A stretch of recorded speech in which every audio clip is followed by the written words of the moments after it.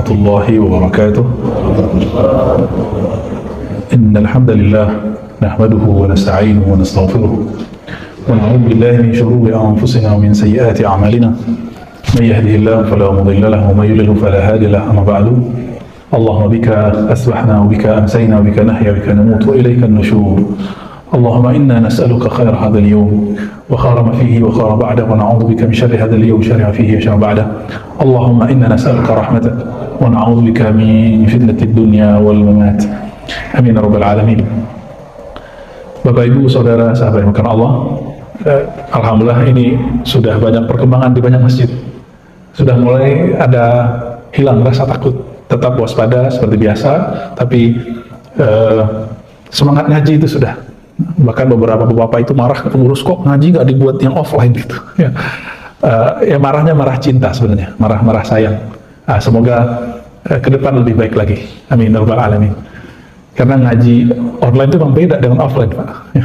Ada energi yang berbeda ketika kita bertemu langsung, bertatap muka. Inilah rahasia dari surat Qaf ayat 37 ya, surat 50 ayat 37. Inna fi dzalika ladzikra liman kana lahu qalbun aw alqa sam'a wa huwa syahid. Jadi pilar perubahan rohani dan intelektual itu ada 3 cara. Punya hati, mikir maksudnya. Benar nggak yang saya ikuti ini? Ya. Benarkah yang saya pelajari ini? Mempertanyakan kebenaran yang kita ikuti, ini adalah awal kesadaran. Tapi kalau sudah memastikan, oh saya pasti benar, ini sudah alamat ilmu tidak berkembang. Saya bertahun-tahun sampai menemukan guru yang tepat, mempertanyakan apa yang saya yakini. Apakah benar saya ini mewarisi ajaran Nabi? Apakah begini Nabi mengajarkan agamanya?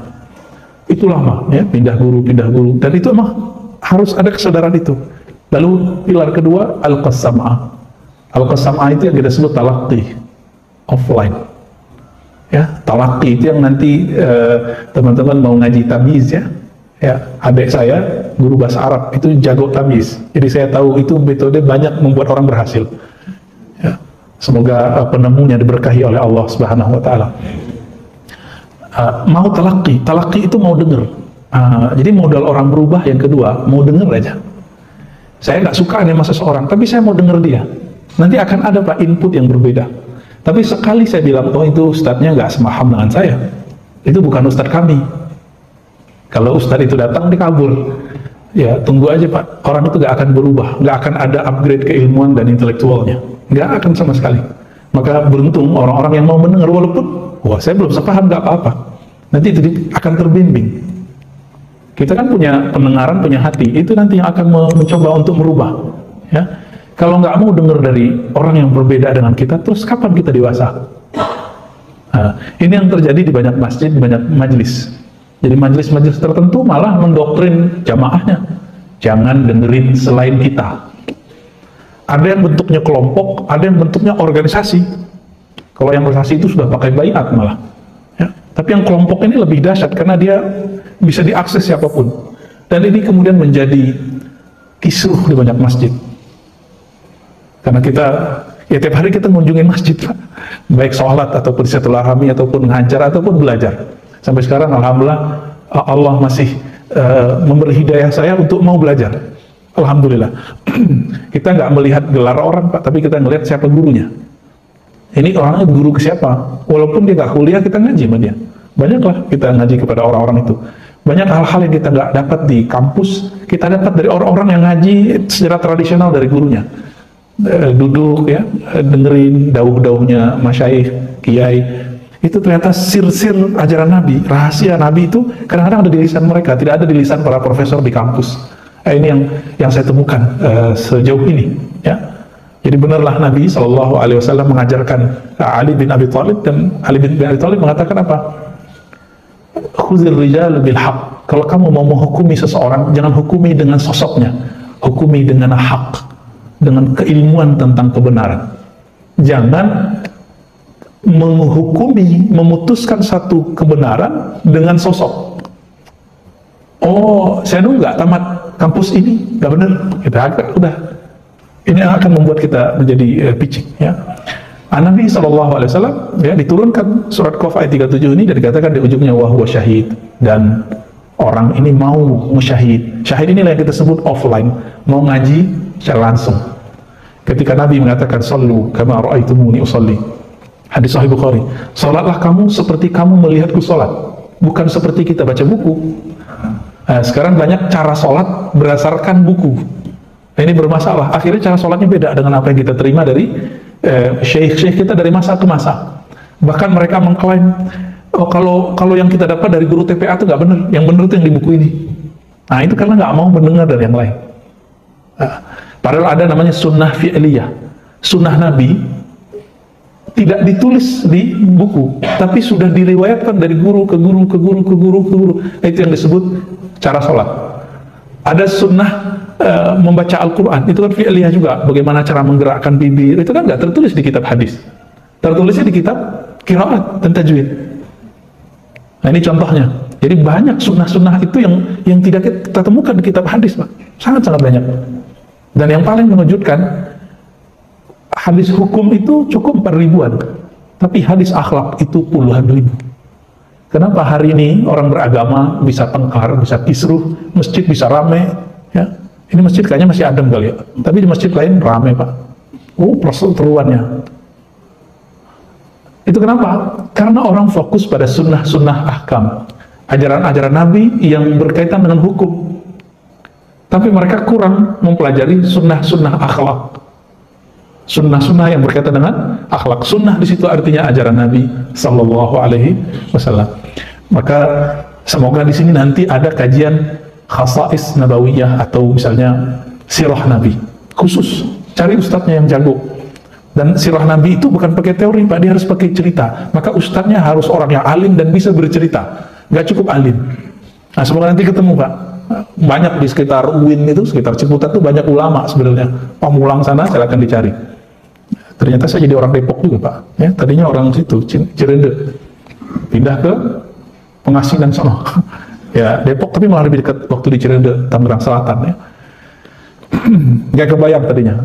Di sini kita melihat masjid-masjid, apa yang membuat masjid-masjid ini kebanyakan berbeda faham antara jamaah, pengurus dengan pengurus. Ternyata ajaran akhlak Nabi jarang diekspos. Nah, kajian tentang akhlak Nabi ini porsinya harus lebih besar daripada kajian hukum. Itu sebabnya Nabi SAW mengatakan apa? Orang masuk surga itu dua sebabnya. Takwa di hati. Yang kedua husnul khuluq. Husnul khuluq itu di akhlak. Jadi bukan di jenis baju, jenis sarung, jenis jenggot, enggak, Pak. Enggak ada di situ. Masuk surga bukan di situ, tapi dari kualitas kolbu, karena Nabi mengatakan takwa itu di dalam dadamu, dan yang kedua akhlak. Maka niatkanlah kalau berjenggot, jenggot yang ada akhlak Nabi di situ. Sarung itu sebenarnya sunnah Nabi, Pak. Saya menemukan bahwa Nabi pakai sarung lebih banyak daripada pakai celana. Nah, baju yang saya pakai ini gamis, ini bukan pakaian Nabi, ini pakaian Arab. Cuma karena saya melihat guru, saya suka pakai baju begini waktu kita ngaji dulu, ya saya pakai begini juga. Tapi beberapa syekh kita pakai sarung. Cuma kalau pakai sarung mereka pakai jubah di luarnya. Tahu jubah itu ya, yang dipakai di luar. Nah, itu lebih cakep ya. Nah, kita ketika mengamalkan ini, niatnya bukan untuk menghakimi orang, tapi untuk menghakimi diri sendiri. Jadi ketika belajar, jangan belajar diniatkan untuk mencari hujah, mencari argumentasi dalam berdebat, tapi karena ingin meluruskan hati. Dan yang paling menyedihkan apa, Bapak Ibu yang bahkan Allah, beberapa jamaah itu dia simpatik dengan seorang ustadz karena si ustadz sepaham sama dia. Loh, kenapa si ustadz harus ngikutin paham dia? Yang benar murid ikut guru atau guru ikut murid? Giliran si ustadz ini sudah beda faham sama dia bilang, itu ustadz nggak benar. Jadi mulai kemudian menghakimi guru, dan ini menyedihkan sekali. Tapi di sisi lain, para guru, para ustadz, para mu'alim ini juga punya PR besar. Banyakkah input ilmunya sehingga outputnya juga besar? Nah, ini PR para ustadz, ya, menjelaskan filosofi tentang turunnya ayat pertama Iqra, baca, dia kurang baca.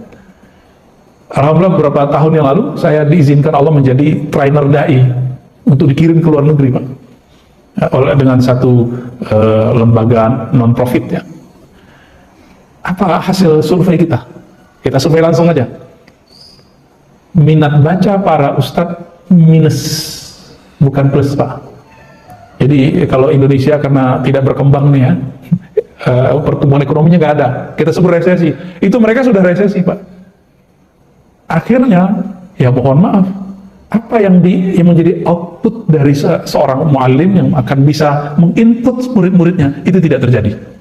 Bapak mengalami kebosanan ngaji, kok ngaji bosan ya? Nah, itu sebabnya. Baik, ini sekedar refleksi kegalauan saya melihat perkembangan masjid dan tempat-tempat dakwah. Semoga ini bisa dipahami oleh pengurus ya.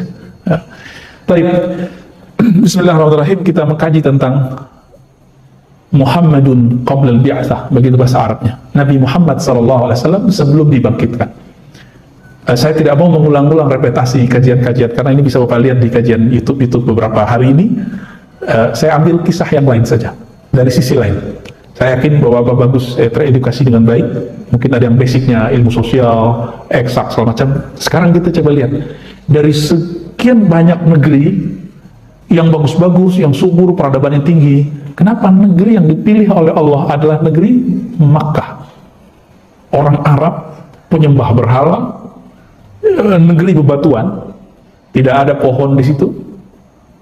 Kenapa? Nah, disinilah kemudian muncul dua tokoh ulama kita. Pertama Syekh Abdul Hasan An-Nadawi, punya kitab judulnya Sirah Nabawiyah. Saya tidak tahu ini sudah diterjemah atau belum. Beliau ahli sejarah, mengerti geografi, paham sosiologi. Orang kalau begini baca hadis Nabi, itu menarik. Dia mengerti, oh ini rahasianya kenapa Nabi dikeluarkan dari Arab, bukan dari Indonesia yang subur. Bukan dari puncak, Pak. Kalau di puncak pagi-pagi Nabi ngopi kayaknya ya. Duduk santai itu terus kedinginan, minum teh, kan enak tuh. Ternyata enggak. Supaya Nabi itu tahan banting, maka ditaruhlah di tempat yang paling susah di dunia. Jika masuk nanti ke negeri yang mudah seperti kita, yang santai, orang kita kan santai semua. Saking santainya, kita ini ya, hidup begitu aja. Pergerakannya pelan. Tapi untuk menghancurkan negeri seperti kita juga susah. Karena negeri yang pelan itu imunnya kuat, Pak. Tapi yang cepat berubah, cepat juga hancurnya. Nah, ini kelebihan kita. Kenapa nggak di Indonesia? Karena kalau di Indonesia, nanti kalau Islam masuk ke negeri-negeri kayak negeri-negeri subtropis, itu nggak akan bisa jadi berkembang. Mazhab di Indonesia yang paling cocok ya dua mazhab itulah, Syafi'i, Hanbali. Tapi Bapak kalau pergi ke negara subtropis yang di Eropa, itu nggak cocok, Pak, kadang-kadang. Mazhab Syafi'inya harus direvisi dulu. Tetap mazhab Syafi'i tapi direvisi. Bapak kalau ke Eropa, coba aja lihat, pasti teman-teman kita Turki yang jualan kebab tuh ya, Hanafi, terus Maliki, dua itu. Ada rahasia sebenarnya.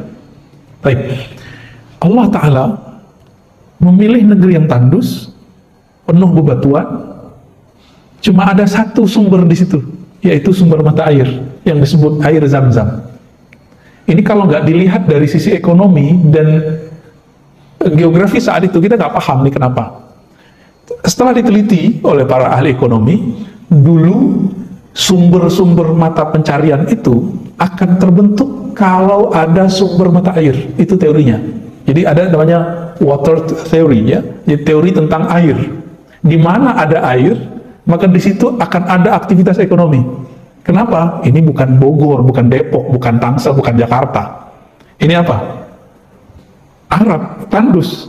Yang mereka cari apa? Air. Kita aja di sini sekarang udah mulai krisis loh, Pak. Hati-hati. Saya mau nakut-nakutin dikit. Setiap rumah kita udah pakai air galon. Kita nggak usah sebut mereknya. Bener nggak? Ini krisis udah, Pak. Saya nggak nyuruh Bapak berhenti beli galon ya. Karena kasihan juga teman-teman kita jualan galon. Demo Prancis itu air yang Bapak minum tuh merek Prancis semua, ya. Boykot noh, ya. Boykot itu minum air sumur, air pump tuh. Tapi masalahnya air PDAM kita kualitasnya juga nggak bagus. Ini kita cek ya, kita taruh air dari pagi sampai sore udah lumutan, Pak. PAM Depok itu, ya. PDAM Depok, semoga kedengeran sama mereka ya. Apa masalahnya itu? Katanya boleh diminum. Kalau begini kan bahaya, nanti mineralnya banyak, ya. Nggak tahu lah apa namanya, saya nggak pakar air. Tapi di tengah negeri yang tandus, padang pasir, ya, bukit-bukit batu, tahu-tahu di lembah situ ada air. Maka mulailah dulu, saya nggak menceritakan kisah Nabi Ibrahim dan Sayyidah Hajar ya, itu kita udah tahu semua lah. Dimulai dari klan mereka, ya, Ismail kemudian hidup dengan ibunya. Lalu orang yang bersafar Kafilah-kafilah itu kemudian tinggal di sana sejenak. Tapi karena orang Arab itu mencari air yang tidak ada habisnya, lama-lama mereka bilang, kita mau pindah di sini aja. Ngobrol ke tuan rumah Ismail. Dari sinilah terjadi barter budaya. Nabi Ismail itu anak Hajar. Hajar itu orang Mesir. Nabi Ismail ayahnya Nabi Ibrahim. Nabi Ibrahim bukan Yahudi, bukan Nasrani, bukan Arab, bukan Persia, tapi Babilonia. Babilonia, ya. Beliau orang, ya sekarang bagian Irak itulah, Tigris, Eufrat, bagian-bagian situ. Hijrah ke Haran, ya, bagian ujung utaranya Suriah, kemudian ke Yerusalem, kemudian ke Mesir, lalu balik lagi ke Yerusalem, lalu turun ke Mekah. Ditinggal istrinya. Kenapa beliau tinggal istrinya? Karena secara prinsip kehidupan, di mana ada air pasti orang ramai. Itulah rahasianya kenapa Allah perintahkan Nabi Ibrahim meninggalkan anak istrinya di sana. Akhirnya terbentuklah ya koloni-koloni kehidupan. Ada orang lewat, minum, nggak mau pergi lagi Pak, situ aja deh gitu. Sembari berburu, sembari beternak. Maka setiap orang Arab itu dulu kerjaannya dua aja, dagang beternak, dagang beternak. Hanya itu. Berdagangnya bukan seperti kita dagang kelontong Pak, jangan dibayang begitu. Masih ingat surat Al-Quraisy? Li'ila fi Quraisy. Inilah penjelasan tentang Muhammadun qabla bi'atsah. Nabi Muhammad SAW sebelum dibangkitkan. Apa yang terjadi? Ilaf Quraisy, kafilah-kafilah dagang Quraisy itu mereka belanja. Belanja apa? Barang-barang ke selatan, ke Teluk Aden. Teluk Aden itu dulu kapal-kapal dari Nusantara udah nyampe di situ, Pak. Buktinya apa? Jadi Teluk Aden ini barang-barang yang dijual itu barang-barang yang hanya ada dari negeri kita. Contohnya untuk mengawetkan mumi dipakai apa Pak? Ya kapur barus, kamper ya. Itu dahsyat. Sejarah kapur barus itu udah ditulis oleh orang Barat setebal ini Pak, udah ada terjemahannya.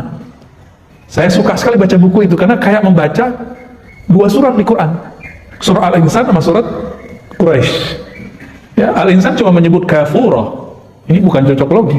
Ya, Bapak buka kitab Al-Itqan karya Imam Suyuti. Di situ ada kata-kata asing yang diserap oleh Al-Quran. Jadi Al-Quran turun, bahasa Arab kan sudah ada. Nah, bahasa Arab itu dulu pernah menyerap bahasa India Timur, India ujung jauh. Negeri kita dulu disebut dengan Aqsal Hind, India Timur, ya, Ashraqal Hind, ya, atau Al-Hind Asy-Syarqiyah, ya, India Timur. Emang dari sana itu udah dari kita Pak namanya. Jadi orang sebut dulu itu dari India, padahal itu dari kita. Dikirimlah kemudian lewat kapal, kan dulu pakai kapal, nggak mungkin dong pakai taksi, kan nggak mungkin, pakai angkot nggak ada Pak. Transportasi yang ada waktu itu adalah kapal. Di mana berhentinya? Di Teluk Aden. Dari situlah kemudian dibawa ke Mesir, dibawa ke Sudan. Kita kan tahunya mumi Mesir Pak ya, padahal piramid itu dari Sudan, Ethiopia itu udah banyak. Malah duluan situ, baru kemudian naik ke atas ke daerah Egypt. Apa yang kita lihat? Hasil penelitian yang meneliti selalu orang Barat, saya juga heran, bukan orang kita. Mumi-mumi itu, pas dicek ternyata itu kamper kapurnya orang Sumatera Utara sama Aceh. Kita tahu ada nama daerah Barus. Ya, ada orang Aceh di sini, ini paling paham mungkin. Dan orang Sumatera Utara cerita kepada kita, ini sekarang gubernur sudah mulai kembali menanam kamper untuk dijadikan bahan dagang. Nostalgia lama. Habis diceritain sama Ustadz Kiai, doktor profesor tentang masalah ini, mereka jadi melek. Oh, hebat juga ya. Dan orang Arab itu kalau buat minuman Pak, namanya ma'jun, minuman unik. Itu salah satu penyedapnya adalah kamper itu. Jadi bukan hanya untuk mengawetkan mumi ya. Dan yang paling mengagetkan ketika dibuka beberapa sinagog di Syam, negeri Syam. Syam itu 4 negara ya, yang sedang konflik sekarang, mulai dari Yerusalem, Palestina, Lebanon, Yordan, Suriah. Itu di situ banyak sinagog. Kenapa? Kalau orang Yahudi kan dulu di sana. Gereja ataupun sinagog dulu punya tempat khusus, ada perpus, ada ruang menyimpan benda-benda berharga. Ketika dibuka peti-peti berharga, bukan emas Pak di dalamnya, tapi ketemu cengkeh. Cengkeh cuma tumbuh di Ambon Pak dulu. Ajib gak tuh? Nyampe ke negeri Arab subtropis, yaitu daerah Suriah, Syam, ya, daerah Lebanon, dan Palestina. Ini membuat kemudian teori-teori yang berkembang liar kemana-mana, cuma karena ada kaidahnya bisa disambungkan. Berarti sebelum Nabi Muhammad lahir, Mekah itu jalur sutra sebenarnya. Kenapa? Setiap kafilah dagang yang belanja di selatan Yaman, ini saya lupa bawa slide-nya Pak, itu ada petanya, enak kalau dilihat. Jadi mereka turun ke bawah, setiap musim tertentu mereka naik.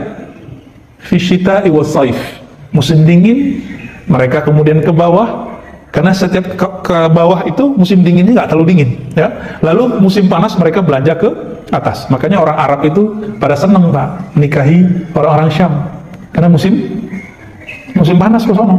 Panasnya mereka kan nggak panas. Panasnya mereka nggak panas Pak. Baik. Dari sini baru sisi ekonomi saya cerita, ya. Sisi ekonomi saya cerita bahwa Mekah itu bukan negeri hamparan kosong, tapi itu jalur sutra luar biasa. Orang-orang kafilah-kafilah pedagang itu dulu minimal mampir di sana. Nah, orang Arab, Quraisy khususnya, mereka bertugas menjaga Mekah, Ka'bah. Mereka punya dua pekerjaan besar tadi, berdagang, terus beternak. Di musim berdagang, mereka beli barang, kemudian jual. Jual kemana? Tadi ke Syam, dan itu prosesnya panjang. Jadi orang Arab itu di kampungnya nggak lama. Itu sebabnya kenapa ayahnya Nabi meninggalnya bukan di Madinah. Itu Pak sebabnya. Meninggal di mana ayah Nabi Sallallahu Alaihi Wasallam? Di luar kota, bukan di luar Mekah, nggak di Madinah juga, nggak di Mekah juga, di luar itu. Itu adalah perjalanan bisnisnya. Mereka biasa berbisnis. Nah, maka sampai sekarang kalau kita ingat Arab, yang kita ingat apa? Tanah Abang, ya kan, Condet. Tapi beda Pak. Kalau Kuitang tuh banyak yang alim-alim tuh ya. Kalibata tuh ada yang pedagang, ada yang ulama. Kalau Bapak pergi ke daerah Palu, itu habaib adalah orang-orang pendidik, jarang yang pedagang. Sampai mereka marah ke saya ketika saya tanya, nggak ada yang jual ini ya, saya candain ya, nggak ada yang jual parfum. Dia kayak kesel. Ente ini ya, kita ini beda sama Arab sono katanya. Saya nggak mau tahu maksudnya Arab sono itu mana. Ya, jadi sama mereka juga ada perasaan-perasaan begitu. Bagi kita nggak masalah sih mau Arab jualan, mau jadi ulama, yang penting jadi orang bener. Nah, kita nggak boleh rasis karena agama kita bahasa Arab turunnya. Tapi nggak boleh juga kemudian mengarabkan negeri ini, mengislamkan negeri ini wajib. Tapi mengarabkan nggak, karena Arab beda zaman, itu beda budaya. Seperti model baju tadi, ya beda zaman dan beda budaya. Bapak kalau mau lihat tradisi Nabi, itu masih banyak di kalangan ulama Yaman. Ulama Yaman, Talim, nah, itu yang dibawa oleh habaib itu masih banyak yang mirip. Ya. Lalu orang-orang Arab yang strategis ini di kota Mekah, muncul pertanyaan, berarti Arabnya Mekah bukan Arab asli. Benarkah itu? Coba lihat tadi, Ismail anak mana? Anak Siti Hajar, orang Mesir. Ibrahim, Nabi Ibrahim, Babilonia. Bukan Yahudi, bukan Nasrani, bukan Arab. Makanya ketika orang memperebutkan Abraham atau Ibrahim atau Abram, itu nama Ibreunya itu. Bukan mereka merubah nama Ibrahim, Pak. Emang dalam bahasa Ibrani, orang nyebutnya Abram atau Abraham.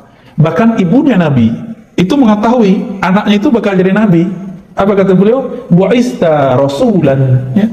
Hai anakku, engkau akan diutus sebagai rasul mengikuti agama Abraham, nah, atau Ibrahim. Jadi Aminah masih menyebut Abraham atau Ibrahim, masih menyebut begitu. Jadi itu bukan pemutaran ini. Yang ditukar oleh sebagian ahli kitab bukan di nama, tapi diisi ajarannya. Nah, ini perlu diluruskan ya. Kita kadang orang awam mikir, wah itu udah dirubah tuh. Justru kita dituduh merubah.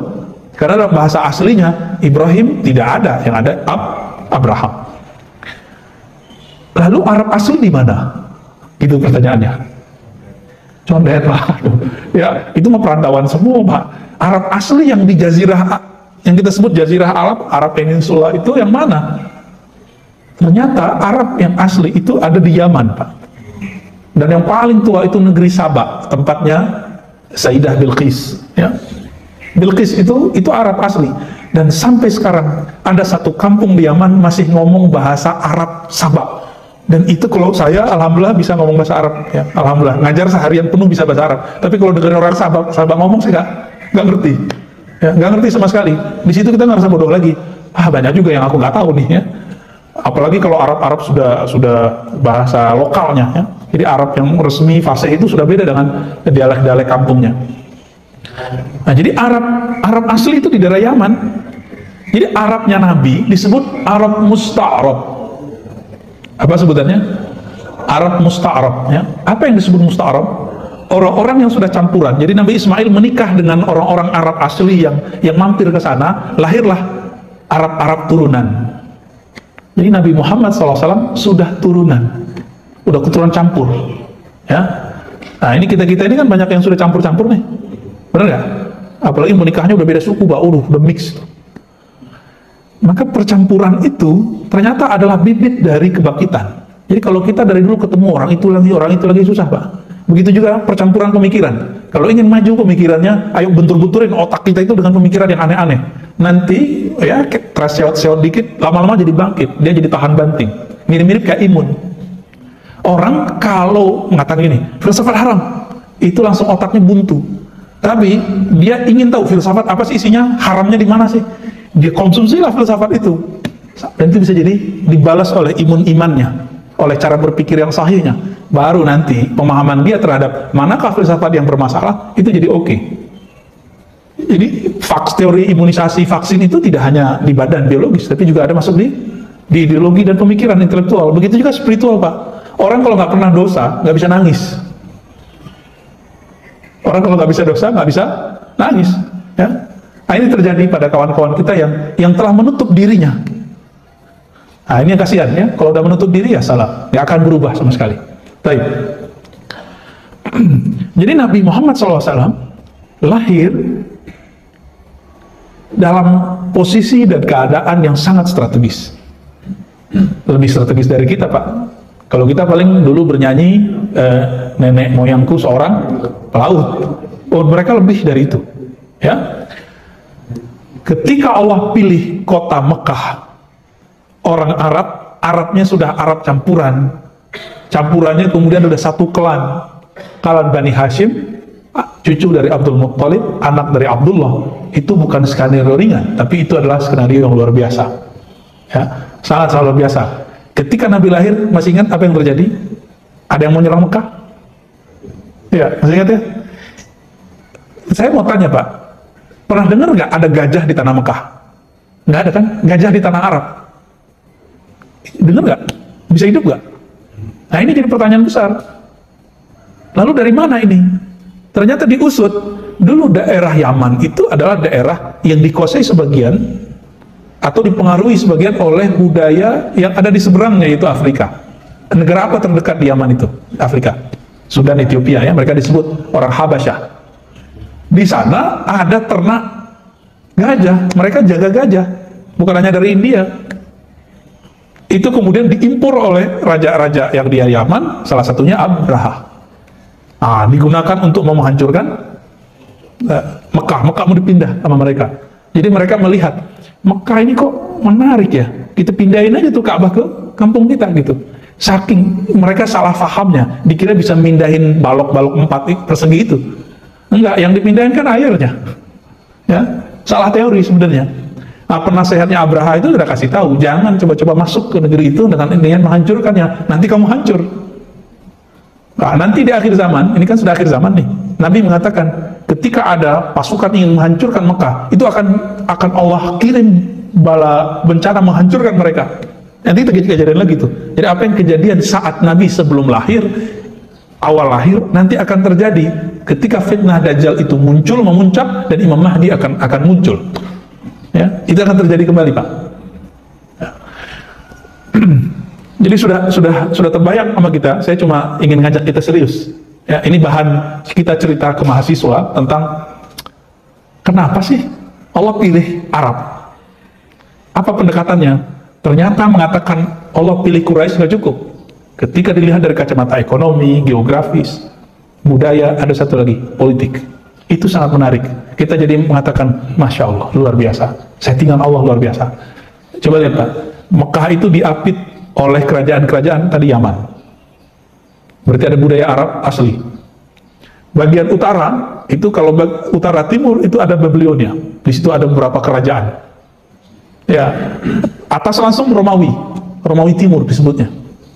Romawi ini bukan Italia Pak ya, Romawi, Rum. Jadi kalau ada di Al-Quran, Ghulibatir Rum, itu adalah Romawi Syria. Romawi Syria. Dan agak ke kiri dikit ada peradaban Mesir, Mesir kuno. Terus di samping Laut Merah itu ada kerajaan Ethiopia yang bahasa Arab Ethiopia banyak diserap oleh orang Yaman, lalu masuk lewat jalur perdagangan itu di Mekah. Dan pas dicek, banyak istilah-istilah Arab Ethiopia itu masuk. Bapak kalau mau belajar bahasa Arab, bukan ke Mekah Pak sekarang. Belajarnya ke mana? Ke Sudan. Ya, salah satu dosen saya dulu, Pak Sayuti Nasution ya, almarhum, suami dari ahli tafsir Indonesia, doktor tafsir pertama di Al-Azhar, Dr. Faiza, ya, orang cerdas aja itu, orang Betawi sini Pak. Suaminya orang Mandailing, ya, Sumatera Utara. Itu ngambil bahasa Arabnya di mana? Di Sudan. Ustadz yang masyhur sekarang ngambil S3-nya di mana? Sudan juga, walaupun hadis ya. Atau sebenarnya itu negeri bahasa sebenarnya itu. Mereka kalau ngomong Arab lebih fasih daripada wilayah-wilayah lain. Jelas. Fasih itu bahasa Arab artinya jelas. Itu maknanya. Itu peradaban politik, secara politik seperti itu. Jadi Mekah itu dikelilingi oleh budaya macam-macam. Maka Arthur Jeffrey, seorang orientalis, mereka menyebut dirinya belakangan bukan orientalis ya, revisionis, pengkaji Islam gitu, dari Australia, kemudian pernah tinggal di Mesir, lalu menjadi guru-guru besar di Eropa. Ini menulis tentang kata-kata asing yang ada di dalam Al-Quran, yang diserap oleh Quran. Di situ dia kemudian menghubungkannya dengan teori politik, budaya, bahwa Mekah ini diapit oleh banyak hal. Salah satunya kerajaan-kerajaan itu. Ya. Berdasarkan ini, Bapak, Ibu, Saudara, karena Allah, kita mulai menyadari, ternyata Arabnya Nabi itu bukan seperti Arab yang kita bayangkan sekarang. Itu negeri luar biasa. Diceritakan Abraha ingin memperebutkan, itu hanya salah satu contoh bahwa negeri ini hendak diperebutkan. Ini salah satu muqaddimah dalam memahami kok seorang Nabi Muhammad SAW yang dipilih. Kira-kira seperti itu. Nabi Muhammad punya ayah Sayyid Abdullah punya ayah Abdul Muttalib, punya ayah, siapa nama ayahnya? Abdul Manaf, ya, Hashim dulu ya, bin Hashim bin Abdul Manaf bin Qusay, terus ke atas Adnan. Maka orang Arab itu disebut Adnani, Bani Adnan. Maka salah satu nama Nabi adalah walad Adnan. Abdul Muttalib itu adalah orang yang berdoa, naik beliau ke atas gunung, bukit-bukit yang ada di sekitar Ka'bah itu. Ketika Abraha masuk mau menyerang, beliau berdoa, Ya Rabbal Bait, Ya Allah yang memuliakan negeri Mekah. Meskipun Abdul Muttalib tidak sanggup menghadang budaya syirik yang sudah diserap oleh para pedagang. Di sini juga nih, jahiliyah kalau diterjemahin apa Pak? Kebodohan Arab pranabi. Mereka itu waktu datang ke daerah Suria, itu di pasar-pasar Suria ada tempat-tempat ibadah menyembah berhala. Karena yang nyembah berhala itu wong kaya gitu ya, orang kaya bukan main. Akhirnya dia mikir, kalau mau kaya, mau keren, kita sembah berhala gitu Pak. Abdul Muttalib nggak masuk, karena kita udah teliti, kakek-kakek ayah-ayah Nabi itu nggak ada satupun yang musyrik. Satupun nggak ada yang musyrik. Di zaman tidak ada Nabi, mereka nggak musyrik, kecuali oleh orang Syiah. Bagi orang Syiah, Abdul Muttalib itu Nabi Pak. Ini bocoran aja ya. Bagi kita enggak. Kita hanya mengatakan mereka agamanya Hanif. Hanif itu artinya tidak menyekutukan Allah di saat tidak ada para nabi. Dakwahnya nggak nyampe ke sana. Saya mulai paham itu ketika membaca kisah Salman. Bapak, saudara yang melakukan Allah, Salman itu ketemu Nabi umurnya udah berapa Pak? Ya? Imam Zahabi sebutkan dua riwayat, 350 tahun sama 250 tahun. Mungkin nggak tuh? Mungkin aja ya. Saya punya guru qiraat meninggal umur 150, kakek guru kita. Jadi guru saya punya gurunya ini punya ayahnya umurnya 150 tahun baru meninggal. Orang Sumatera sana. Ya. Saya pikir-pikir, mungkin juga ya. Salman Al-Farisi, Salman orang Persia. Persia Iran sekarang. Iran sekarang itu kita sebut Persia. Ternyata dulu adalah anak kiai Majusi. Majusi nyembah apa? Api. Ya, bukan main mercon terus jadi Majusi, enggak Pak ya. Kalau ada orang tahun baru main api, dia mengikuti budaya yang nggak bener, tapi dia nggak akan jadi Majusi. Ya, orang main trompet nggak akan menjadi Kristen atau Yahudi, karena untuk masuk Kristen lahir itu harus dibaptis dulu. Jadi meme tentang menganut 3 agama sekaligus, ya bagi saya itu kebodohan yang terstruktur ya, yang tersebar. Kita nggak suka dengan tradisi mubazir itu, tapi jangan konyol, jangan jahil. Mau menolak sesuatu ya harus dengan ilmu, gitu. Salman Al-Farisi. Salman Al-Farisi ini umurnya anggap saja 250 tahun. Ternyata beliau sudah ketemu dengan pendeta Yahudi, lalu pendeta Yahudi bilang, kamu ikutin pendeta berikut ini nih. Oh, ternyata ketemu Nasrani. Ketika mau meninggal, pendeta Nasrani mengatakan, ini sudah datang zamannya, Nabi yang di akhir zaman Allah lahirkan. Jadi anggap 250 tahun pas meninggal. Berarti umur 200-an beliau udah 200-an, Nabi baru lahir secara biologis. Itu Pak. Apa kata si gurunya? Kamu datanglah ke negeri yang banyak kurmanya, nanti kamu akan ketemu Nabi akhir zaman.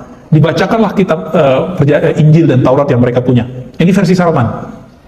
Makanya Salman kemudian pergi ke Madinah Pak. Tapi apa cerita lucunya? Betapa jahiliyahnya orang Arab saat itu. Salman udah nabung. Dia bilang, mana di antara kalian orang Arab?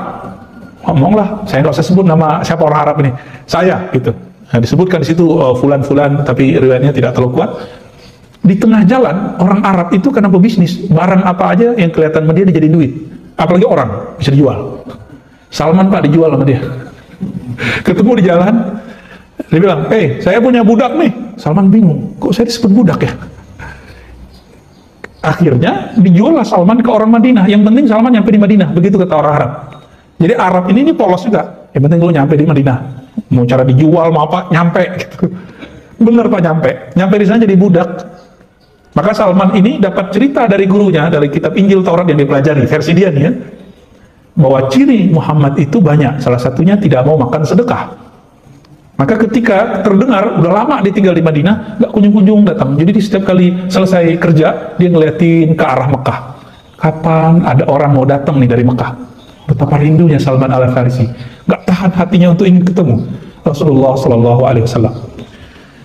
Salman Al-Farisi, nggak kuat kita Pak. Betapa beliau menunggu ratusan tahun ingin ketemu Nabi, dijadiin budak oleh Arab jahiliyah, bayangin coba. Tapi nyampe. Ketika dia mendengar ada Muhammad bin Abdullah sampai di kota Mekah, sampai di kota Madinah, maka dia buatlah lalakon. Apa lalakon beliau?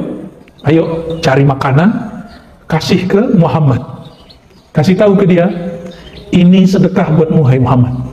Langsung Nabi kasih ke Abu Bakar makan, dimakan Abu Bakar. Wah, lolos satu hal. Pekan depan beliau nabung. Orang budak nggak bisa punya duit, belilah roti, dibawa ke sana. Hai Muhammad, aku ada hadiah untukmu. Langsung dimakan oleh Rasulullah Sallallahu Alaihi Wasallam. Selesai makan, itu beliau terharu ya. Wah, hadiah aku dimakan. Benar nih ketemu orangnya. Jadi beliau nggak nguji dengan pertanyaan, ngujinya dengan ini. Ini sopannya Salman Al-Farisi. Sopannya Salman Al-Farisi. Betapa girang hatinya, dia kemudian menjabat tangan Nabi. Ya Muhammad, asyhadu annaka Rasulullah Sallallahu Alaihi Wasallam. Aku bersaksi, engkaulah Rasulullah. Kalau dia sudah la ilaha illallah, tinggal Muhammadur Rasulullah. Saya nggak bisa bayangkan saat itu bagaimana terharunya Salman Al-Farisi. Sangat-sangat terharu. Salman itu menyaksikan pra-nubuwat, pra-bi'asah kerasulan Sallallahu Alaihi Wasallam. Maka dengan ini Bapak Ibu Saudara maka Allah, kebayang sudah jahiliyahnya Arab. Apa aja barang dijual sama dia, orang jadi jual ya. Tapi justru Nabi mengatakan kemudian, Salman minna ahlul bait. Salman dari kami, Salman adalah ahlul baitku. Nabi menyebut ahlul bait artinya kan keluarga. Keluarga. Biasanya Ali, Fatimah, Hasan, Husain itu biasa. Tapi sekarang yang disebut adalah Salman Al-Farisi radhiyallahu ta'ala anhu. Ternyata kekeluargaan itu ada dua. Ada kekeluargaan rohani, ada kekeluargaan jasmani. Keturunan Nabi Tapi akhlak nggak akhlak Nabi, keputus. Yang memutus langsung Fatimah. Ya. Kita bukan keturunan Nabi Muhammad, tapi kita ambil akhlak Nabi Muhammad. Insya Allah kita termasuk rohaninya rohani para habib, meskipun fisiknya bukan fisik para habib. Nah, kira-kira itu beberapa sharing saya tentang masa sebelum para kerasulan dan kenapa Allah pilih negeri ini, negeri tersebut sebagai negeri para rasul, negeri rasul dan para sahabat mulia. Di situ ada yang mau didiskusikan, Pak? Mau ditanyakan? Ya. Ini nggak ada yang tidur nih, ada yang tidur ya? Ya. Orang kita nggak ada lucu-lucunya loh, Pak ya. Ya. Ya, yang tidur anak saya malah, Pak. Guru yang sangat menguasai ilmunya. Silakan Bapak-bapak, jika ada yang ingin ditanyakan. Ya, silakan Pak. Waalaikumsalam. Saya cuma mau tanya tentang daerah posisi kita, posisi di Indonesia dengan sejarah Nabi itu kira-kira seperti apa sekarang sampai ke depan seperti apa? Masya Allah. Beberapa Nabi justru Islam nggak akan jadi dua kali ke tempat yang sama. Salah satunya mungkin ada yang di Indonesia. Iya, iya. Yang sekarang ini kondisinya kayak Udah kebalik ya? Iya, iya. Bapak coba lihat, mungkin Bapak sudah melihat beberapa negara ya, mungkin beruntung bisa jalan kemana-mana. Bahkan Bapak kalau lihat ke Arab, di Arab sendiri sekarang, itu pusat-pusat kajian keislaman nggak banyak. Tapi orang Arab itu yang alimnya berlipat-lipat, tapi nggak banyak. Saya punya guru orang Libanon, Syekh Amin Salim Al-Kurdi, itu bilang kami nggak punya pesantren di Libanon. Itu negeri Arab loh Pak. Tapi mereka punya gereja-gereja, lembaga-lembaga seminari Kristen, banyak sekali.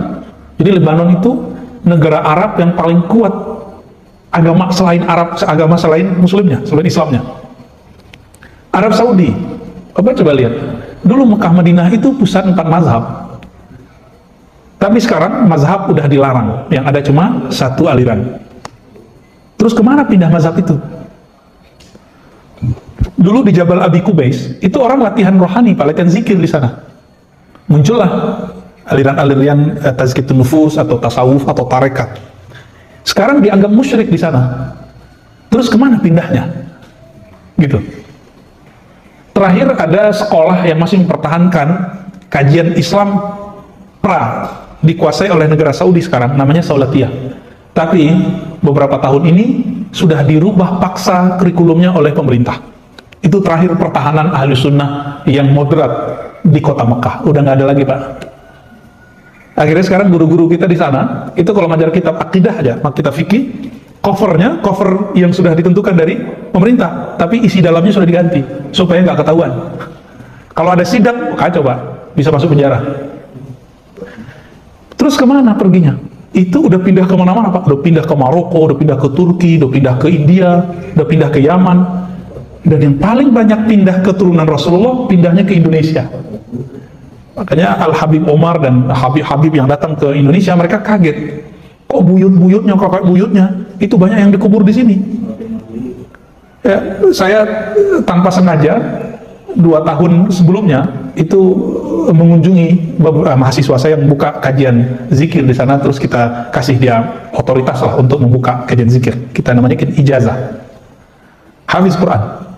Lalu saya bilang, tolong temenin saya ziarah ya, gitu. Pertama saya cuma niat ziarah ke satu tempat, mau melihat gimana sih sejarahnya. Kita kalau nggak melihat tempat kan nggak kebayang, nggak terimajinasi perkembangan Islam di sana. Tapi habis itu hati saya bergejolak, ini pasti ada pusat kuburan bersejarah di sini. Ternyata benar. Zuriat Rasulullah yang tua-tua itu banyak dikubur di Palembang Pak dulu. Al-Habib Ahmad bin Idris Al-Idrisi, Masya Allah ya. Itu banyak di sana, Palembang, lalu Betawi, lalu Pantura sampai ke Jepara, Demak, Tuban. Oh, Tuban ini lumayan banyak Pak. Maka kalau kita ke Tuban atau pesisir Pantura ini, muka orang Jawa itu bukan Jawa-Jawa kayak di selatan, ngomong Jawa ya, tapi hidungnya hidung condet Pak ya, hidung orang Arab, ngomongnya sudah ngomong Jawa. Terus udah pindah ke sini. Quraisy Shihab ya, itu ulama besar, terlepas dari semua kontroversial beliau S1, S2, S3 di Mesir dan udah menguasai wilayah-wilayah sana, jadi udah kemana-mana. Apa kata beliau? yang punya tradisi pesantren cuma orang Indonesia. Ini di sini imam kita mungkin sudah punya pusat tahfiz kali, udah punya. Ya, silakan difasilitasi Pak. Ya. Di mana-mana saya ngelihat, rumah tahfiz, itu baru Quran, belum TPQ, belum lagi MDA, belum lagi yang serius mahat-mahat, itu dahsyat sekali. Dan di Indonesia mungkin pesantren nggak perlu izin, cukup kesepakatan masyarakat, benar nggak? Dan ini surganya ilmu. Kita nggak ketemu di belahan manapun sekarang di dunia seperti Indonesia. Kita bersyukur.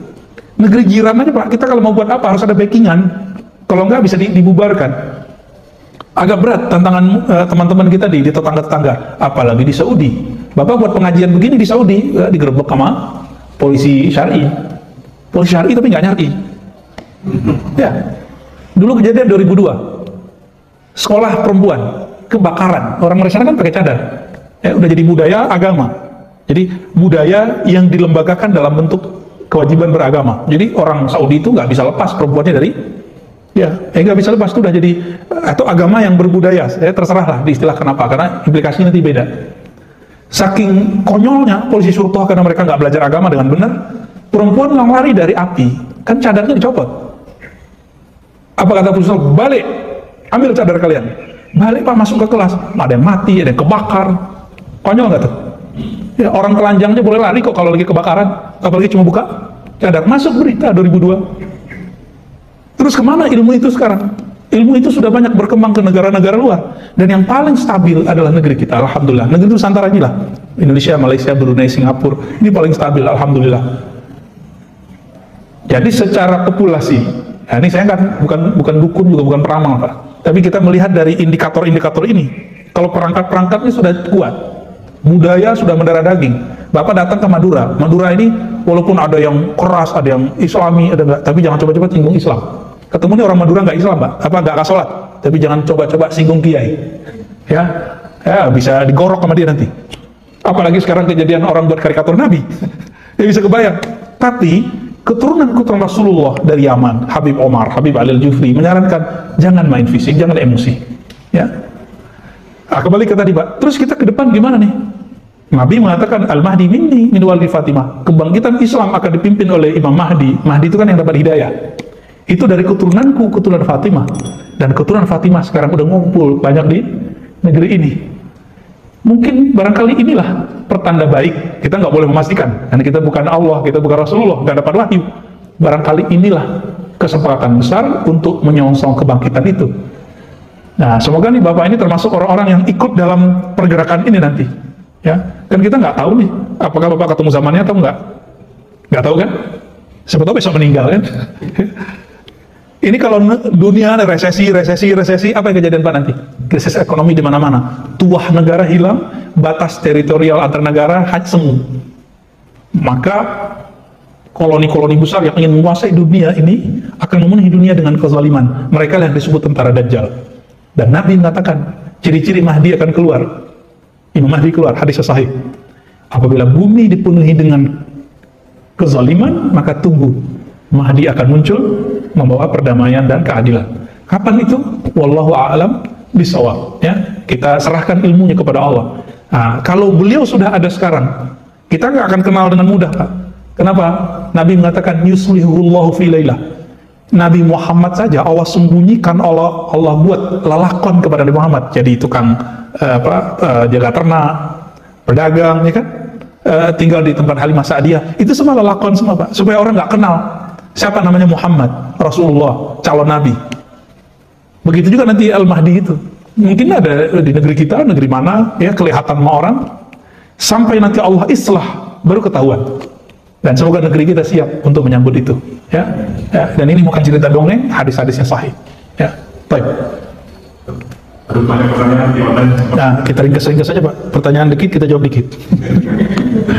Bapak, kira-kira apa Rasulullah menentukan Muhammad di Arab? Sallallahu alaihi wasallam. Bahasa Arab saya. Iya, pakai bahasa Arab ya. Yang kedua, kan Islam turun di Arab. Pasti tidak bisa kita rasakan budaya. Bagaimana mengisahkan budaya? Oke. Abu Jahal, Abu Lahab, orang Arab kan? Tapi Nabi Muhammad gak ikut budaya Arabnya Abu Jahal.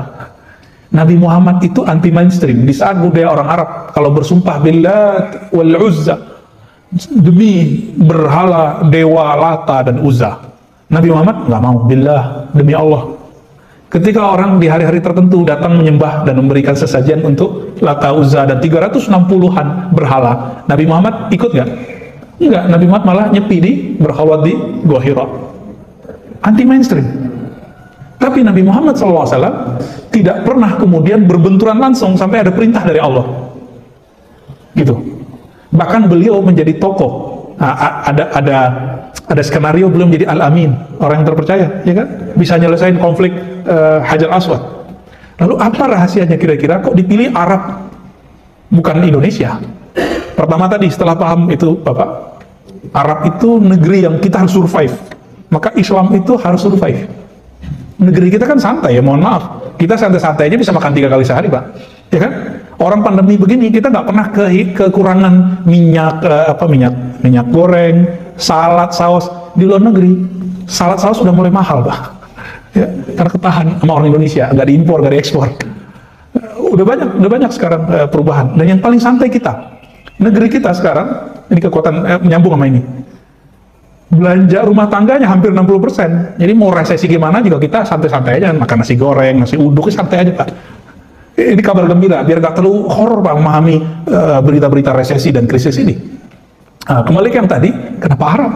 Tadi itu, ya, strategis. Jadi setelah disebutkan itu survive, maka itu strategis. Karena dia strategis, udah campuran sekian bahasa, bahkan Imam Suyuti menyebutkan 11 bahasa yang sudah diserap dalam bahasa Arab. Mulai bahasa yang tua, namanya bahasa Aramaik, bahasa Nabatian, bahasa Ethiopia lama, bahasa Rum, bahasa Greek, bahasa Hind, termasuk Melayu itu disebut bahasa Hind dulu. Akhirnya bahasa Arab itu bisa dibaca, bisa dilafazkan oleh negara mana saja, bangsa mana saja. Kita, ini Bapak ini kan kebanyakan, mohon maaf ya, nggak bisa bahasa Arab kan? Tapi kok baca Qurannya fasih, itu orang Arab bingung loh, Pak. Bingung, orang Arab sendiri nggak sepasih Bapak mungkin baca Al-Qurannya. Mungkin ya. Gitu, saya sendiri dengar lah imam-imam di sana itu ada yang hancur-hancuran juga banyak. Cuma makhorijul hurufnya mereka udah oke. Ainnya itu pas ya, kelihatan susah baca ain itu ya. Itu kira-kira. Nah, kenapa dipilih Arab, bahasa Arab? Karena bahasa Arab itu bahasa yang paling banyak mengalami perubahan-perubahan, yang perubahan itu sekarang sudah menjadi permanen. Ada yang disebut tasrif. Nanti belajar tamyiz. Nah, perubahan yang disebut tasrif, derivasi kata, itu merupakan bentuk kekayaan bahasa. Orang bisa dialog dengan bahasa, ya kan? Maka boleh disebut mukjizatnya Nabi adalah mukjizat lughah, mukjizat bahasa. Orang mana aja bisa baca Quran walaupun dia nggak bisa ngomong bahasa Arab. Nah, ini salah satunya. Kenapa dipilih bahasa Arab bukan bahasa kita, Pak? Ya? Arab itu kalau ketemu mereka bahasanya sudah sama. Jadi bahasa Arab dulu di zaman itu mirip kayak bahasa Melayu di kita, bahasa pemersatu. Dan kita beruntung bahasa Arab itu dulu pernah menjadi seperti bahasa Inggris sekarang. Bahasa Inggris itu bahasa internasional. Sekarang kan di PBB masih ya. Nah, tapi dulu orang kalau nulis tentang ilmu kedokteran itu nulis pakai bahasa Arab, walaupun dia Yahudi. Ibnu Maimun, murid Ibnu Rus, itu nulis filsafat dan kedokteran itu pakai bahasa Arab. Padahal dia bukan Islam. Yohana macam-macam ya. Itu pakai bahasa Arab. Nah, ini rahasianya sebenarnya. Nah, maka di Arab, di luar sana, di Barat sekarang banyak pusat Ibnu Sina Center apa gitu. Nah, itu kita lihat dari hal-hal ini. Ya, lanjut Pak.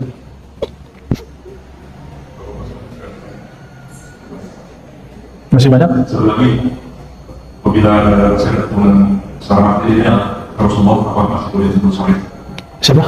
Apabila masih ada darah sama materinya dari ibu. Oh, dari ibu tidak boleh disebut kalau sudah jauh ya. Tapi kalau langsung masih bisa. Misalnya ibunya Syarifah, keturunan Rasulullah.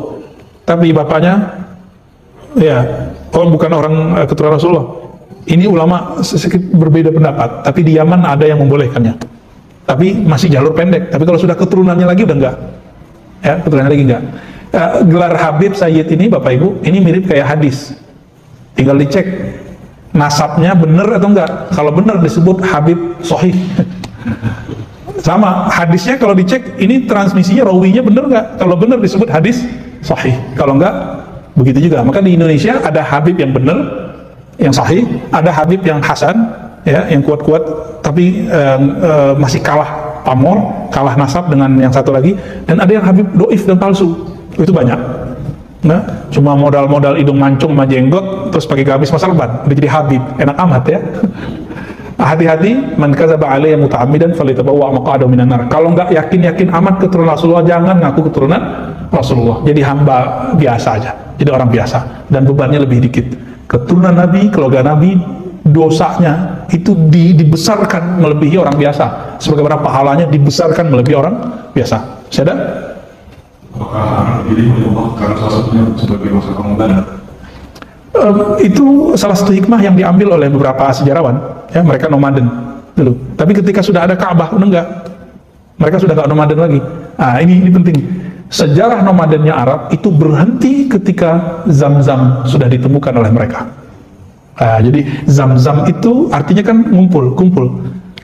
Zam-Zam itu simbol dari berakhirnya peradaban tua, peradaban pindah-pindah. Nah, ini luar biasa dari Zam-Zam itu. Cukup, Pak. Alhamdulillahirrahmanirrahim. Lebih kurang itu Bapak Ibu yang melakukan Allah, refleksi pra kerasulan sehingga kita faham, oh, luar biasa memang nabiku, ya. Nabi kita memang dilahirkan di tempat pilihan, bukan di tempat biasa, sehingga wajar kalau kemudian ajarannya berkembang di seluruh dunia. Meskipun kita bukan cuma 2 miliar, Pak, ya, cuma 2 miliar, tapi agama yang lain walaupun mereka bermiliar-miliar, mereka itu satu aliran, kayak satu agama. Contohnya Katolik, Kristen, itu kan banyak aliran-alirannya. Satu aliran dan satu agama, udah beda dengan aliran sebelahnya. Oleh karena itu, secara populasi majmuk, tetap saja Muslim adalah terbesar di dunia. Semoga kita termasuk yang terbesar itu. Amin ya rabbal alamin. Kita tutup dengan doa pendek. Astagfirullahaladzim. Allahumma ya Allah, ampunkan dosa kami, ampunkan pikiran kami, ampunkan kejahilan kami. Allahumma ja'alna mimman shalla ala nabiyyika Muhammad sallallahu alaihi wasallam. Ya Allah, jadikan kami orang yang banyak bersalawat kepada nabi kami. Allahumma ja'alna mimman arafa an-nabiy sallallahu alaihi wasallam. Ya Allah, jadikan kami orang yang betul-betul mengenal Nabi Muhammad sallallahu alaihi wasallam. Jangan jadikan kami seperti Abu Jahal, Abu Lahab, yang melihat Muhammad bin Abdullah tapi tidak melihat Muhammad Rasulullah.